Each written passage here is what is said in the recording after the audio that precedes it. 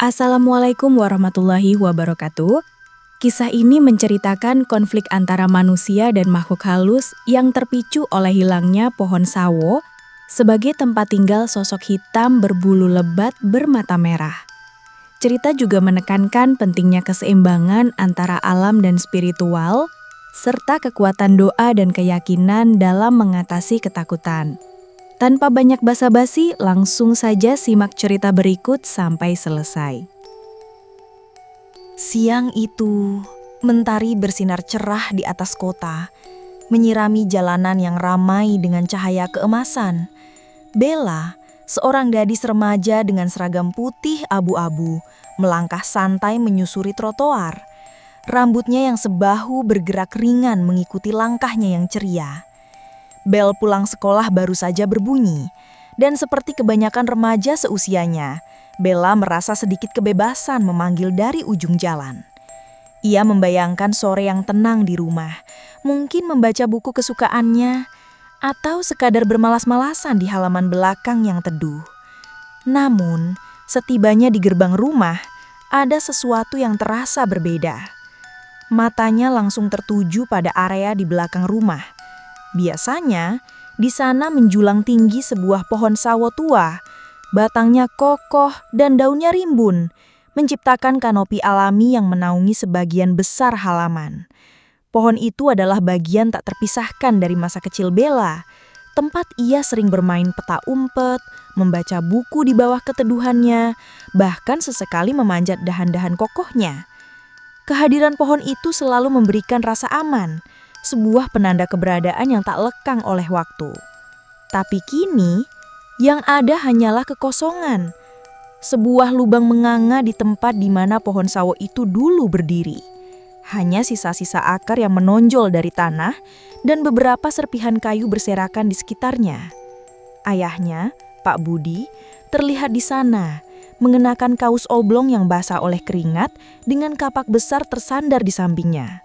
Wajahnya menunjukkan campuran kelelahan dan kebanggaan. "Ayah," seru Bella, sedikit terkejut. Pak Budi menoleh, senyum lebar merekah di wajahnya. "Ah, Nak, sudah pulang." Ia mengusap dahinya yang berpeluh, lalu menunjuk ke area yang kini lapang. "Lihat, Nak, akhirnya Bapak tebang juga pohon sawo tua itu. Sudah terlalu rimbun dan bikin rumah lembab. Apalagi akarnya sudah mulai merusak fondasi dinding belakang. Sudah saatnya." Bella mendekat, menatap bekas lokasi pohon itu dengan perasaan campur aduk. Ada rasa kagum atas kerja keras ayahnya, namun juga sedikit kehilangan. Pohon sawo itu bukan sekadar pohon, ia adalah saksi bisu banyak kenangan. Keteduhan yang dulu selalu ada, kini lenyap digantikan oleh terik matahari yang langsung menyengat. Seolah-olah ada bagian dari jiwanya yang ikut tercerabut bersama pohon itu. "Tapi, Ayah tidak apa-apa kan?" tanya Bella, lebih karena ingin memastikan daripada bertanya sungguhan. Menebang pohon sebesar itu pasti sangat melelahkan.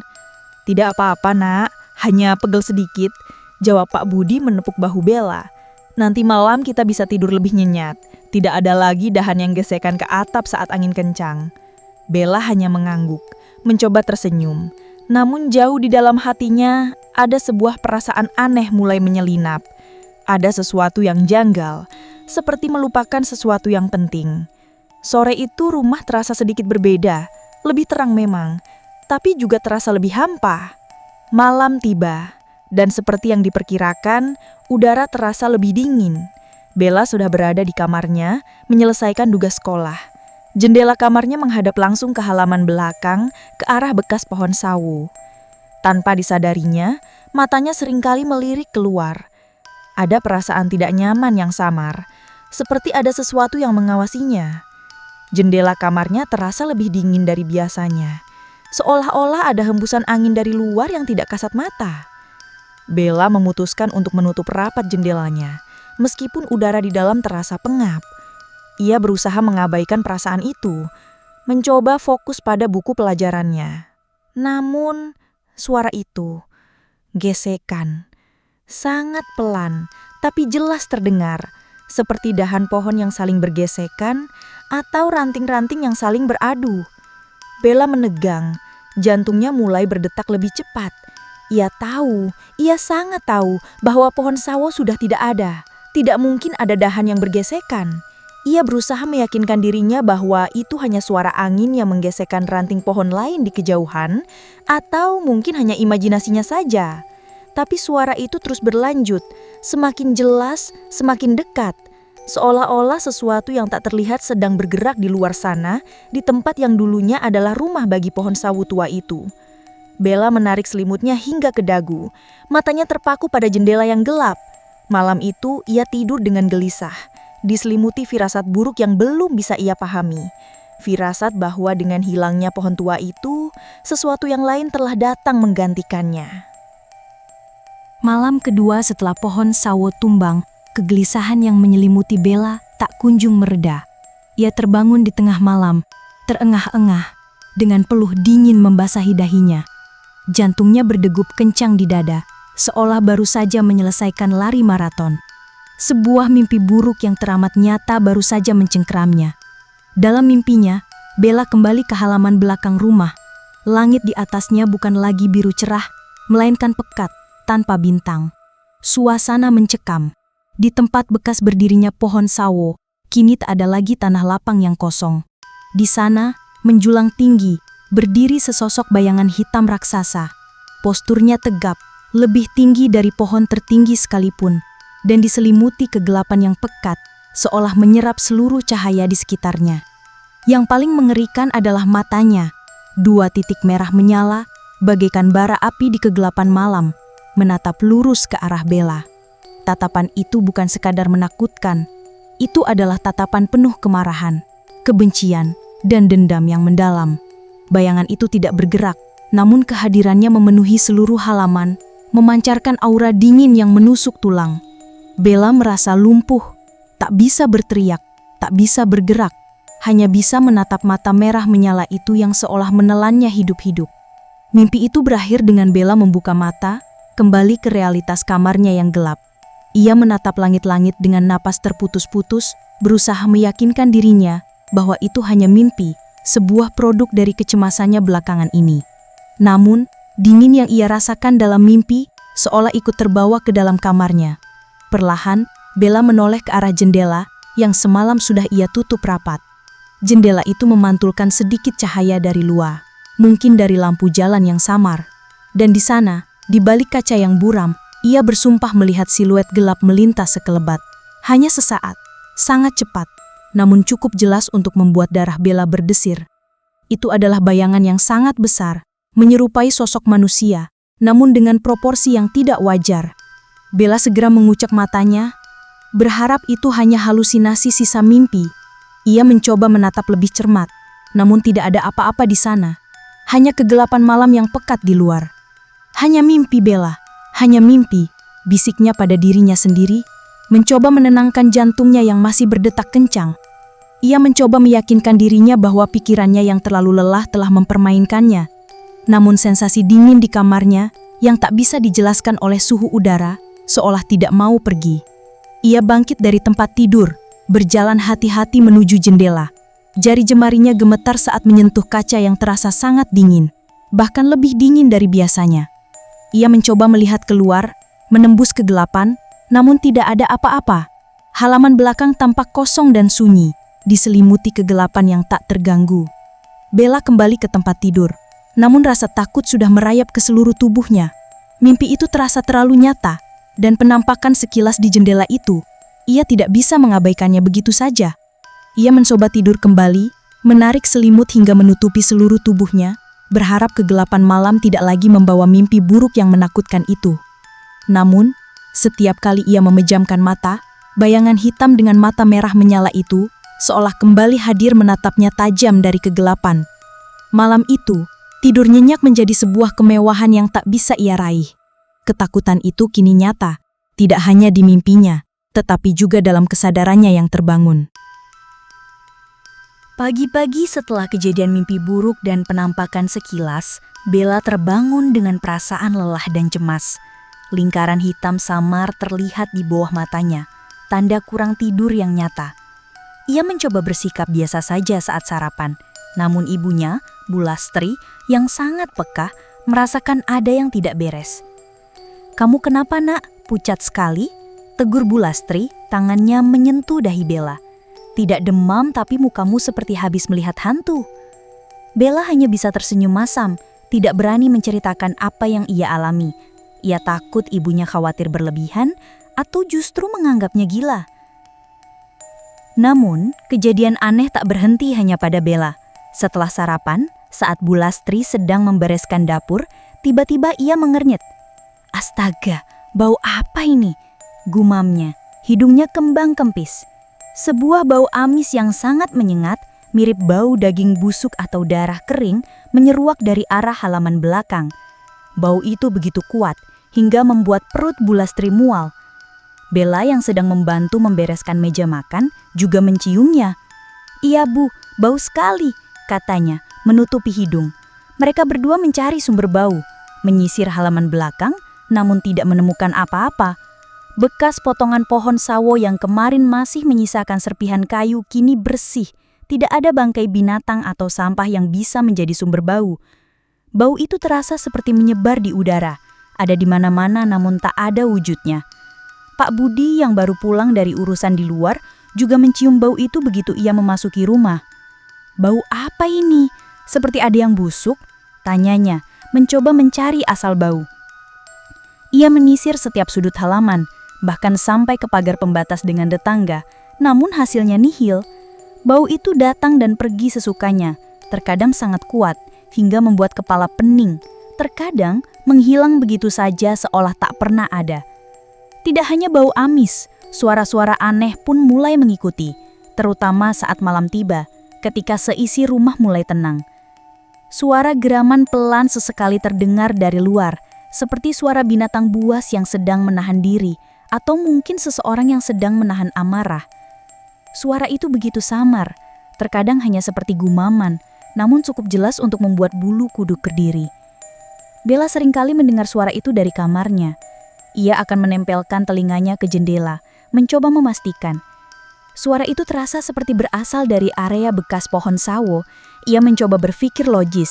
Mungkin itu hanya kucing yang bertengkar atau anjing liar, tapi suara itu terdengar lebih berat, lebih dalam, dan lebih menyeramkan. Suatu malam, saat Pak Budi sedang menonton televisi dan Bulastri sudah terlelap, Bella mendengar suara itu lagi. Kali ini lebih jelas. Bukan hanya geraman, tapi seperti suara napas berat yang terengah-engah sangat dekat dengan jendela kamarnya. Bella menahan nafas, tubuhnya kaku di tempat tidur. Ia berani bersumpah, suara itu terdengar seperti ada sesuatu yang sangat besar bernapas tepat di luar jendelanya. Ia ingin berteriak memanggil ayahnya, namun suaranya tercekak di tenggorokannya. Rasa takut yang nyata mulai mencengkeramnya. Ia tahu, di dalam hatinya, bahwa semua ini bukan kebetulan, bukan lagi sekadar mimpi buruk atau halusinasi. Ada sesuatu yang tak terlihat yang kini menghantui rumah mereka.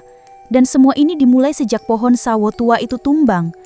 Bella merasa tertekan, ia bahkan mulai enggan mendekati jendela kamarnya setelah gelap, seolah takut akan melihat atau mendengar sesuatu yang lebih mengerikan daripada sekadar bau amis dan geraman aneh.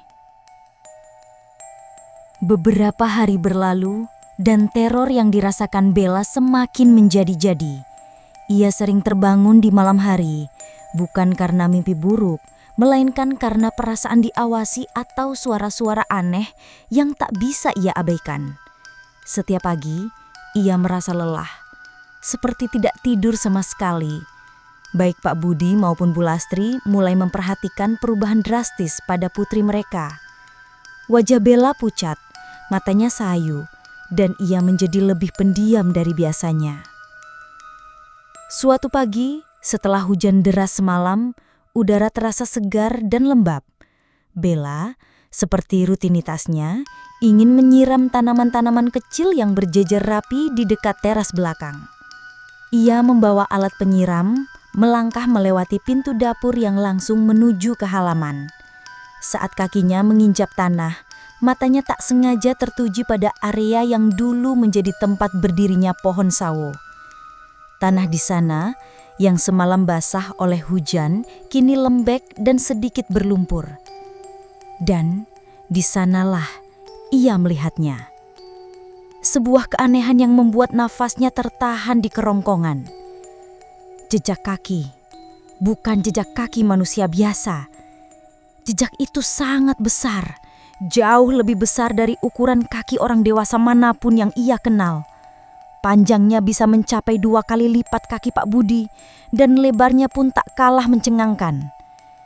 Yang paling mengerikan adalah bentuknya. Jari-jarinya tampak panjang dan tajam, seolah memiliki cakar yang runcing, tercetak jelas di tanah yang lembek itu. Ada 3 jejak yang terlihat, seperti melangkah dari arah belakang rumah menuju ke pinggir halaman. Darah Bella seolah membeku. Ia tidak bisa bergerak, hanya bisa menatap jejak itu dengan mata terbelalak. Pikiran-pikiran liar mulai memenuhi benaknya. Binatang buas? Tapi binatang apa yang memiliki jejak sebesar itu dan berjalan tegak? Atau sesuatu yang lain, sesuatu yang bukan dari dunia ini? Dengan gemetar, ia segera berbalik dan berlari masuk ke rumah. "Ayah, ibu, cepat kemari!" teriaknya. Suaranya tercekak oleh ketakutan. Pak Budi dan Bu Lastri yang sedang sarapan di meja makan terkejut mendengar suara panik Bella. Mereka segera menghampiri putri mereka. "Ada apa, Nak? Kamu kenapa?" tanya Bu Lastri khawatir, memegang bahu Bella yang bergetar. Di belakang rumah ada jejak kaki. Besar sekali, Ayah. Seperti bukan kaki manusia." Pak Budi yang biasanya skeptis melihat betapa paniknya putrinya. Ia segera bangkit, mengambil langkah cepat menuju halaman belakang, diikuti oleh Bu Lastri dan Bella. Namun saat mereka tiba di lokasi yang ditunjuk Bella, jejak itu sudah menghilang. Tanah lembek di bekas pohon sawo tampak rata, seolah tak pernah terjamah. Tidak ada satupun tanda-tanda jejak kaki besar yang tadi dilihat Bella. Bella menatap kosong ke tanah. Tapi tadi ada, Ayah, sungguh. Aku tidak bohong, ucapnya. Matanya mulai berkaca-kaca. Ia merasa frustasi, seolah tidak ada yang percaya padanya. Pak Budi menyipitkan mata, mengamati tanah dengan seksama. Tidak ada apa-apa. Ia menatap Bella dengan tatapan prihatin, namun juga sedikit bingung. "Mungkin kamu hanya terlalu banyak berhayal, Nak. Kamu kurang tidur ya?" katanya lembut, berusaha menenangkan Bella. Bu Lastri pun mencoba menenangkan Bella mengusap punggungnya. "Sudahlah, Nak. Mungkin memang cuma perasaanmu saja. Sudah, ayo masuk. Kamu harus sarapan." Bella merasa putus asa. Bagaimana bisa ia menjelaskan apa yang dilihatnya jika buktinya menghilang begitu saja? Ia tahu ia tidak berhayal. Jejak itu nyata, sangat nyata. Kini ia mulai merasa sendirian dalam menghadapi teror ini, seolah hanya dialah yang bisa melihat dan merasakan kehadiran makhluk tak kasat mata yang terus mengganggu mereka. Rasa takut itu semakin menumpuk, semakin mencekamnya. Setelah kejadian jejak kaki yang menghilang secara misterius, Bella merasa semakin terisolasi dalam ketakutannya. Ayah dan ibunya, meskipun prihatin, seolah tak bisa memahami apa yang sebenarnya ia alami. Mereka mengira Bella hanya terlalu lelah atau sedang stres menghadapi ujian sekolah. Padahal, teror yang ia rasakan jauh melampaui kelelahan biasa.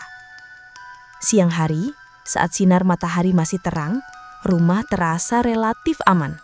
Namun, begitu senja tiba dan bayangan mulai memanjang, kecemasan Bella kembali merayap.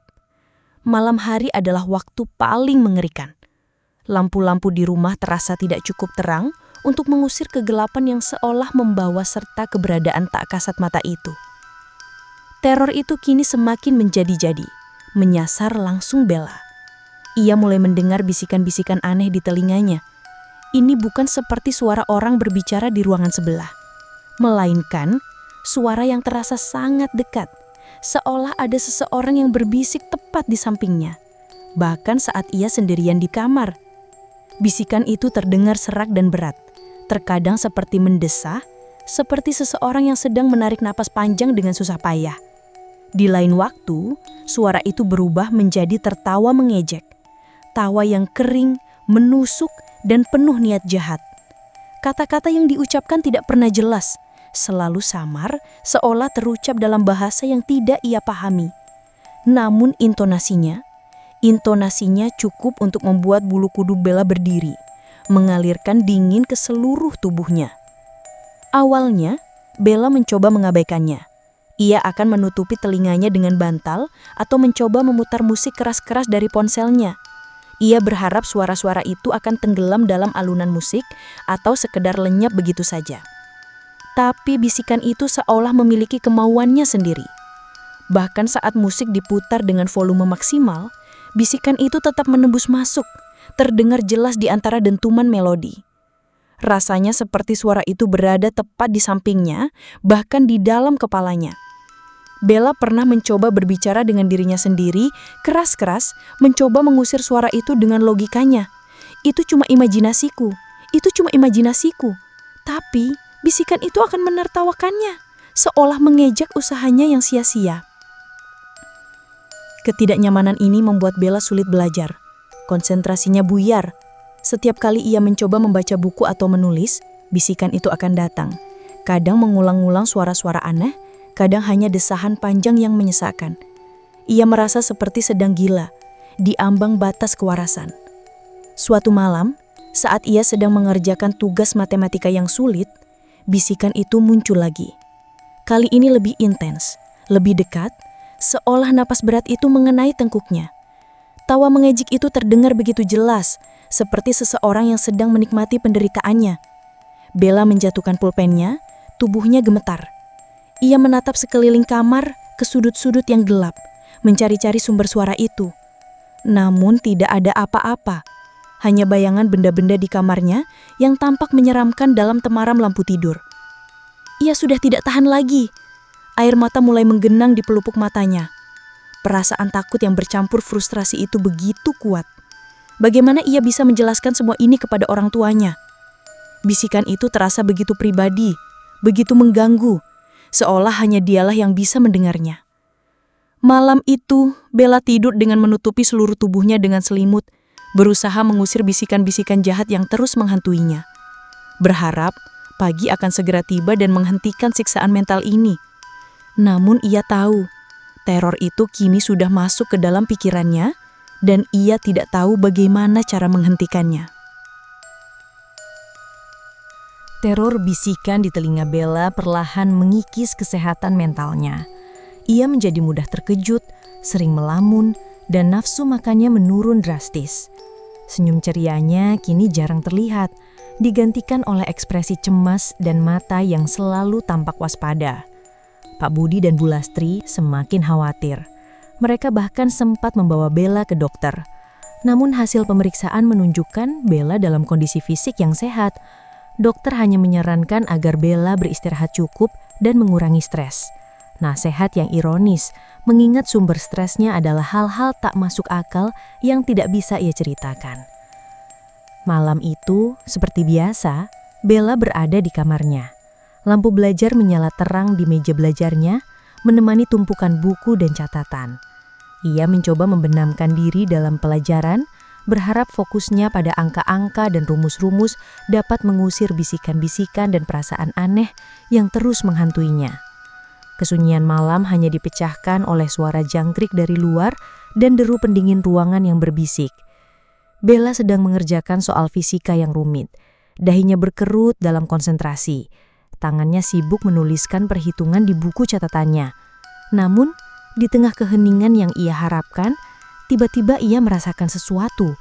Sebuah sentuhan dingin yang menyeramkan di tengkuknya. Bukan sekadar angin atau rambutnya yang bergeser. Ini adalah sentuhan yang jelas, terasa seperti jari-jari yang panjang dan kasar, mengusap perlahan, merayap dari garis rambut di lehernya hingga ke tulang punggung.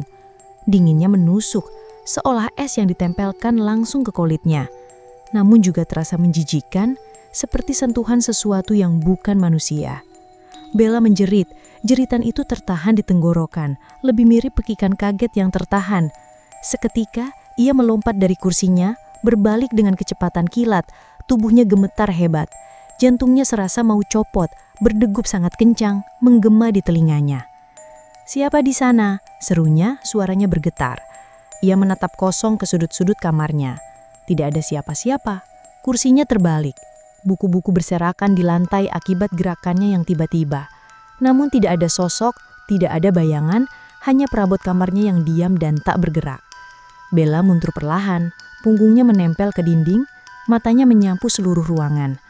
Ia tidak bisa melihat siapapun, tetapi ia yakin 100% dengan apa yang ia rasakan. Sentuhan itu sangat nyata, dinginnya masih terasa melekat di kulitnya. Tiba-tiba, tanpa peringatan, lampu di kamarnya mulai berkedip-kedip. Sekali, 2 kali, 3 kali. Kedipannya semakin cepat, seolah ada gangguan listrik yang parah. Bola lampu di atasnya berdengung nyaring, mengeluarkan suara aneh. Dan kemudian dengan suara klik yang nyaring, lampu itu padam sepenuhnya. Kegelapan pekat langsung menyergap Bella. Kamarnya yang tadinya terang, kini diselimuti kegelapan yang mencekam. Hanya sedikit cahaya samar dari luar jendela yang menembus masuk, menciptakan bayangan-bayangan yang menari-nari dan menyerupai bentuk-bentuk aneh. Bella terdiam, nafasnya tercekik di tenggorokan. Ia berdiri kaku di tengah kegelapan, matanya melebar, berusaha menembus kekosongan. Suara jantungnya yang berdebar kencang menjadi satu-satunya yang ia dengar. Di tengah keheningan yang menakutkan itu, ia bisa merasakan kehadiran itu. Kehadiran yang dingin, jahat, dan kini terasa sangat dekat. Ia tahu, makhluk itu ada di sana, di dalam kamarnya, mengawasinya dalam kegelapan. Malam itu, Bella tidak lagi merasa aman bahkan di kamarnya sendiri. Setelah insiden lampu padam dan sentuhan dingin yang nyata, keberanian Bella luruh. Ia tidur dengan lampu menyala, dan jika terpaksa harus ke toilet di tengah malam, ia akan membangunkan ibunya atau ayahnya untuk menemani. Ketakutan itu kini begitu menguasai dirinya, membuatnya nyaris tidak bisa berfungsi normal. Orang tuanya semakin bingung, mencari cara untuk membantu Bella yang kini tampak seperti bayangan dari dirinya yang dulu. Suatu sore yang murung, langit tampak kelabu dan hujan gerimis mulai turun. Bella baru saja pulang sekolah, merasa sangat lelah. Ia masuk ke kamarnya, berniat untuk langsung berbaring. Namun seperti kebiasaannya, ia berhenti sejenak di depan cermin besar yang berdiri tegak di sudut kamarnya. Cermin itu adalah hadiah ulang tahunnya yang ke-16. Bingkainya ukiran kayu jati yang indah dan selalu menjadi tempat ia bercermin setiap pagi sebelum berangkat sekolah. Bella menatap pantulan dirinya. Wajahnya tampak lebih tirus dan matanya menyiratkan kesedihan serta ketakutan yang mendalam. Ia menghela napas, mengangkat tangannya untuk merapikan rambutnya yang sedikit berantakan. Namun saat matanya kembali menatap pantulan di cermin, ia melihat sesuatu yang membuat darahnya mengering. Di belakang pantulan dirinya, di sudut ruangan yang seharusnya kosong, berdiri sebuah bayangan gelap. Bayangan itu sangat besar, jauh lebih tinggi dari dirinya, bahkan melebihi tinggi lemari pakaian. Bentuknya samar, seperti asap hitam pekat yang terkumpul. Namun Bella bisa membedakan siluet rambut gimbal yang kusut menjuntai dan yang paling mengerikan, 2 mata merah menyala yang terpancar dari kegelapan wajahnya.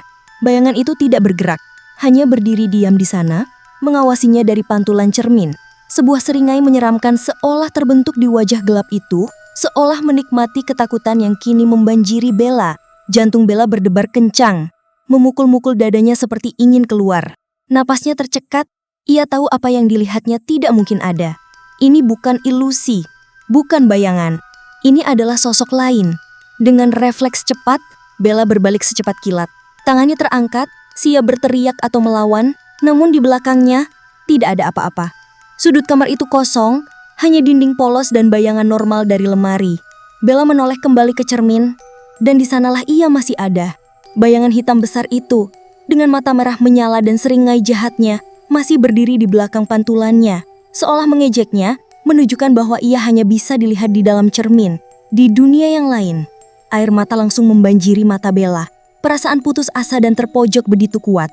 Makhluk ini tidak hanya mengganggunya dengan suara atau sentuhan, tapi kini menunjukkan wujudnya, menjebaknya di antara kenyataan dan pantulan. Dengan teriakan tertahan yang bercampur ketakutan, Bella tidak bisa menahan diri lagi. Ia meraih apapun yang terjangkau. Sebuah buku tebal di meja dekatnya, dan dengan sekuat tenaga ia melemparkannya ke arah cermin. Perang! Suara pecah yang memekakan telinga memenuhi kamar. Cermin itu retak dari tengah, pecah berkeping-keping, gambaran bayangan hitam dan mata merah itu ikut pecah menjadi fragmen-fragmen yang tak beraturan. Bella terhuyung mundur, tubuhnya gemetar hebat, air mata mengalir deras di pipinya, ia jatuh terduduk di lantai, memeluk lututnya, terisak histeris. Ia tidak peduli lagi dengan cerminnya yang mahal. Yang terpenting, bayangan mengerikan itu telah hancur, setidaknya dari pandangannya. Namun ia tahu, kengerian itu belum benar-benar hilang. Ia masih ada, di luar sana, atau mungkin di dalam dirinya. Pecahnya cermin di kamar Bella yang diikuti oleh isakan histerisnya, sontak membuat Pak Budi dan Bu Lastri panik. Mereka segera berlari ke kamar putrinya, menemukan Bella meringkuk di lantai di antara pecahan kaca dengan tubuh bergetar hebat dan air mata yang terus mengalir. Wajahnya pucat pasi, menatap kosong ke depan. "Bella, ada apa nak? Kamu kenapa?" tanya Bu Lastri, segera memeluk putrinya erat, berusaha menenangkan. Pak Budi dengan sigap menyingkirkan pecahan kaca agar tidak melukai Bella. Bella tidak bisa menjawab dengan kata-kata. Ia hanya menunjuk ke arah pecahan cermin, lalu ke arah sudut kamar yang kosong dengan jari gemetar. Di sana, ayah, ada!" Suaranya tercekat. Pak Budi menatap sudut kamar, lalu ke arah pecahan cermin. Ia melihat pantulan wajah Bella yang ketakutan di serpihan kaca. Dalam hati, ia masih mencoba mencari penjelasan logis. Apakah Bella terlalu stres hingga berhalusinasi? Namun kondisi Bella saat ini sudah melewati batas stres biasa. Ini bukan lagi sekadar anak yang lelah. Ini adalah ketakutan yang mendalam, yang sangat nyata. Dengan napas tersengal-sengal, Bella akhirnya berhasil menceritakan semua yang ia alami. Dimulai dari mimpi buruk bayangan hitam, suara-suara aneh, bau amis, jejak kaki yang menghilang, bisikan di telinga, sentuhan dingin, hingga puncaknya penampakan di cermin. Ia bercerita dengan air mata yang terus membanjiri pipinya. Suaranya parau karena isakan. Awalnya Pak Budi dan Bu Lastri mendengarkan dengan tatapan prihatin dan sedikit bingung. Mereka masih mencoba mencari alasan medis atau psikologis. Namun, seiring Bella melanjutkan ceritanya, terutama saat ia menjelaskan detail mata merah menyala dan seringai jahat yang ia lihat di cermin, raut wajah Pak Budi berubah. Ada kerutan di dahinya, bukan karena skeptisisme, melainkan karena pemikiran serius. Pak Budi adalah pria yang rasional, ia selalu mencari penjelasan logis untuk setiap kejadian.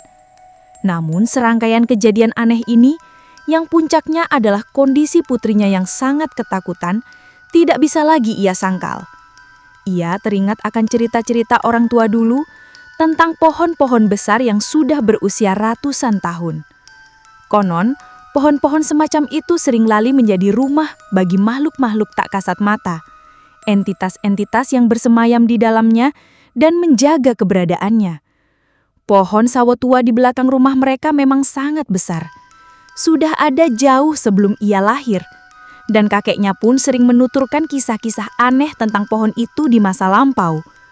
Pak Budi selalu menganggapnya hanya dongeng belaka. Namun kini ia mulai berpikir. Ia menebang pohon itu, mungkin tanpa sadar telah mengganggu penghuni lamanya.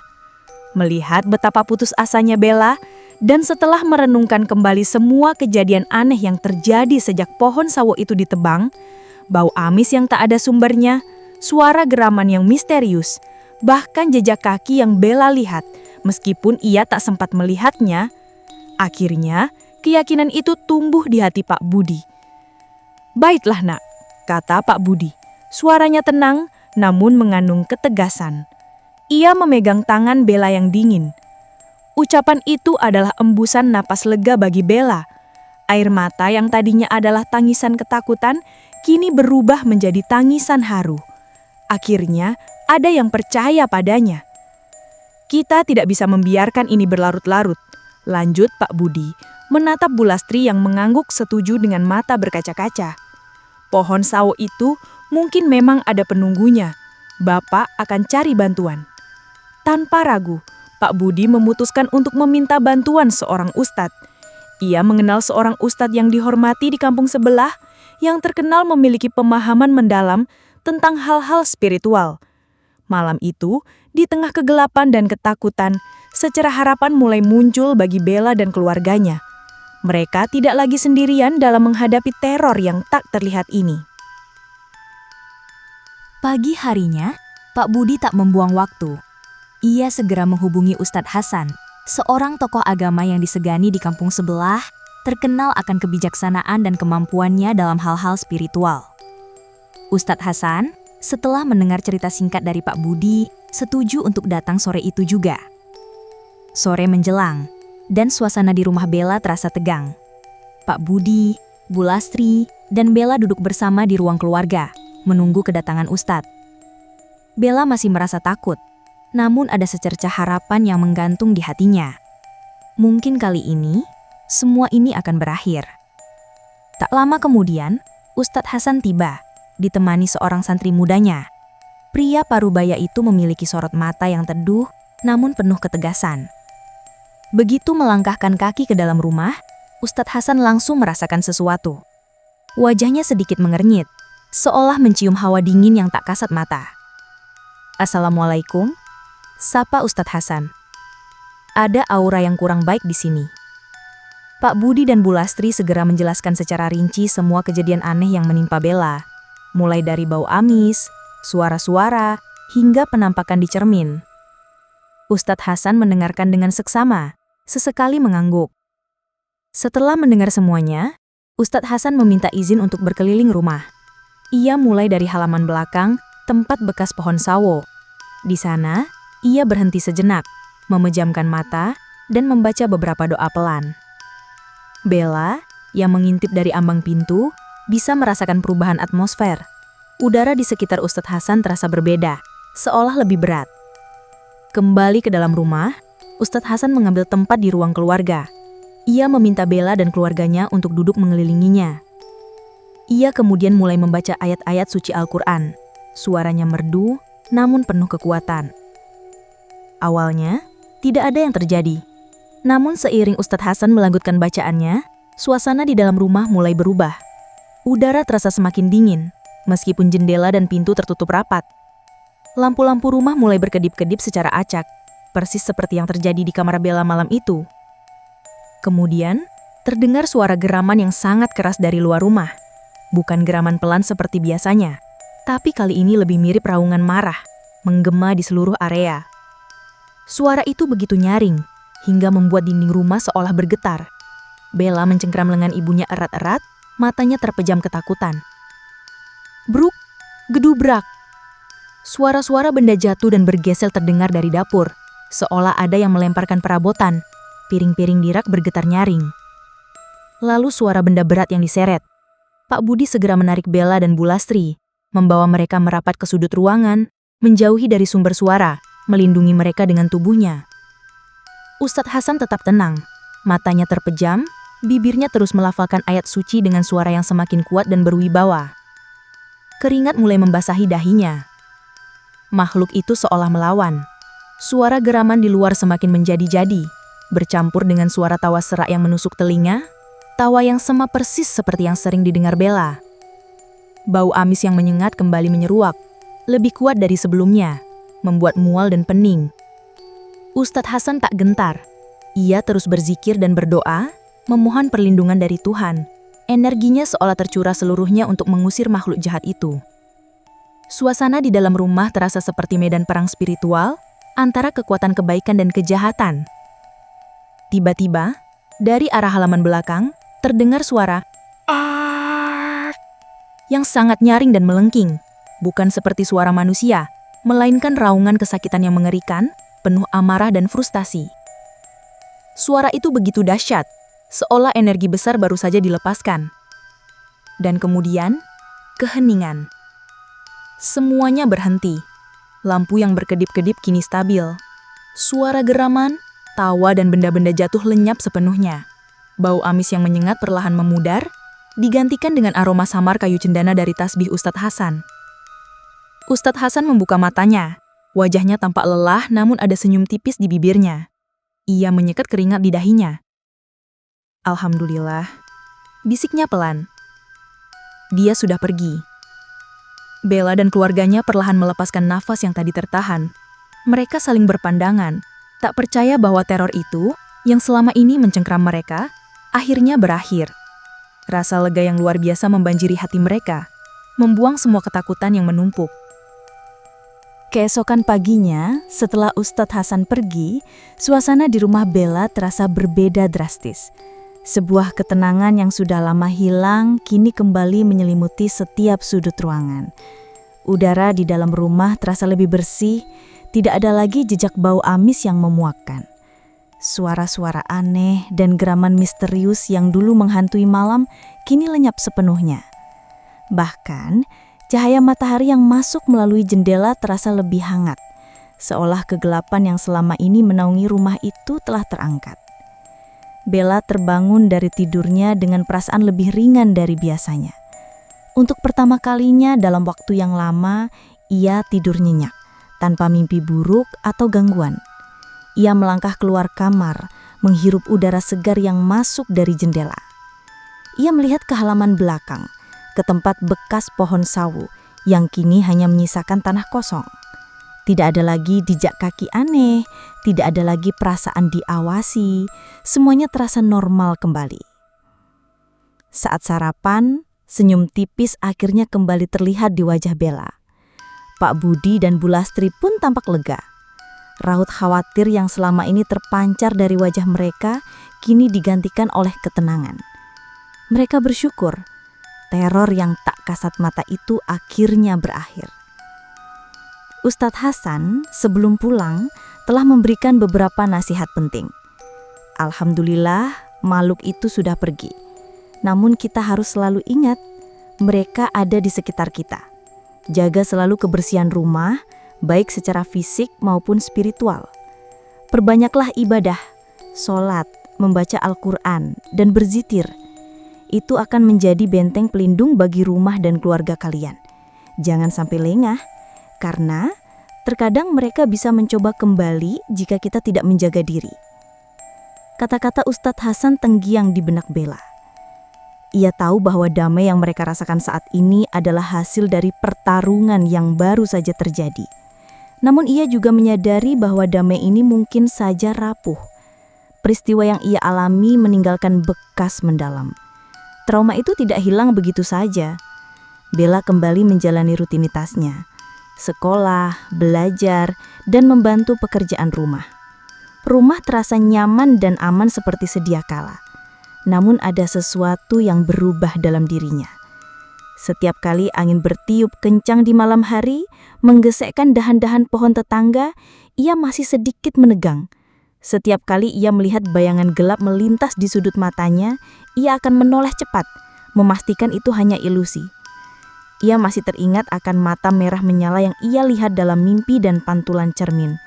Ia masih bisa merasakan sentuhan dingin yang menusuk di tengkuknya. Kenangan akan bisikan-bisikan serak yang menghantuinya masih terngiang samar di sudut pikirannya.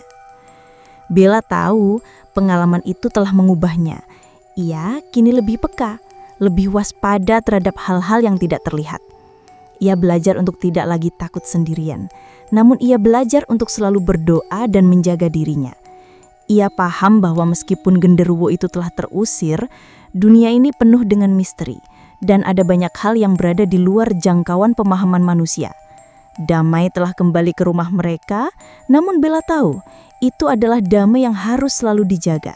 Damai yang rapuh, yang bisa saja terganggu kembali jika mereka lengah. Dan ia harus selalu siap untuk itu. Kisah Bella mengingatkan kita bahwa alam semesta penuh dengan misteri yang tak selalu bisa dijelaskan oleh logika.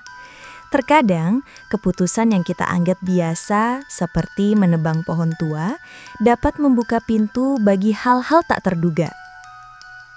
Cerita ini juga mengajarkan pentingnya keseimbangan antara dunia nyata dan spiritual. serta kekuatan keyakinan dan doa dalam menghadapi ketakutan. Jagalah lingkungan dan hormati keberadaan makhluk lain, karena kita tak pernah tahu apa yang tersembunyi di balik yang kasat mata. Dan yang terpenting, ketika rasa takut datang, ingatlah bahwa keberanian dan iman adalah senjata terkuat untuk melawannya. Demikianlah akhir kisah yang penuh pelajaran ini. Semoga kita bisa mengambil hikmah dan menjadi pribadi yang lebih bijak. Wassalamualaikum warahmatullahi wabarakatuh.